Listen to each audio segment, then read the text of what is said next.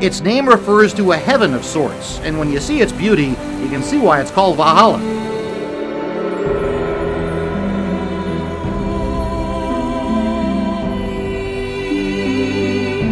In Norse mythology, Valhalla was a final resting place for warriors.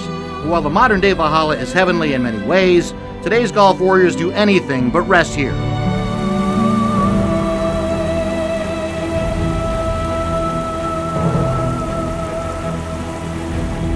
It's often been said, build it and they will come, but in the early 1980s, there were many critics and skeptics when Louisville area businessman Dwight Gaines started building a championship golf course on almost 500 acres of floodplain and heavy woods near Middletown, Kentucky. But Mr. Gaines put his money where his mouth was, and with the support of his family, spent 5 years making a dream come true, and added instant credibility to the project when he got Jack Nicklaus, arguably the biggest name in the game, to design and build it. Mr. Gaines didn't just want a private club, he wanted a venue to host a major.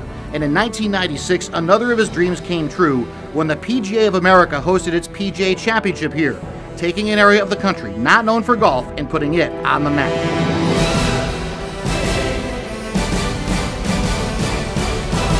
There was plenty of drama to go along with the history-making event, as Kentucky's Kenny Perry went to a sudden death finish with journeyman Mark Brooks before Brooks got his first and only major title on the first extra hole.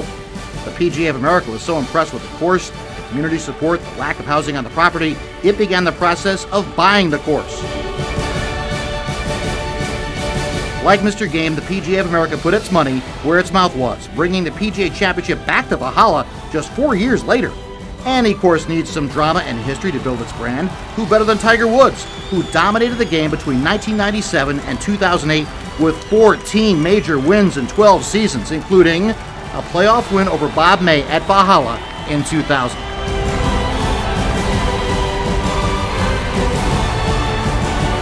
It was hard to believe it could get any better than that, but it did. In 2008, the PGA of America brought the biggest golf tournament on the planet to Valhalla, the Ryder Cup, the International Team Championship of the sport. Talk about adding to Valhalla's already impressive history-making and reputation. The long shot Team USA, without an injured Tiger, and led by Kentuckians Perry and J.B. Holmes, upset the heavily favored Europeans. The last American championship in the event, the only American win of the event since 1999. So big, there's talk of bringing the Ryder Cup back to Valhalla. No American course has ever hosted it more than once. Valhalla deserves it, that's why the name.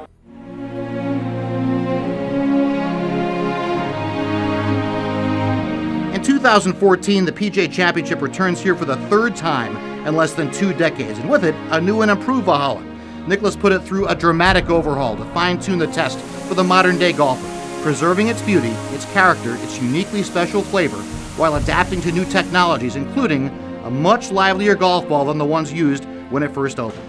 As Valhalla nears its 30th anniversary, it's important to take pause and remember Valhalla's breathtaking rise to one of America's most important sports venues. The huge building blocks. It's mind-boggling to imagine what may happen here in the next 3 decades. The history is still to be made by generations still to come. While we don't know who those history makers will be, we do know that Valhalla will be up to the challenge, cementing this future of the bluegrass as a major contributor to golf in America. Valhalla, part of the induction class of the 2014 Kentucky Athletic Hall of Fame.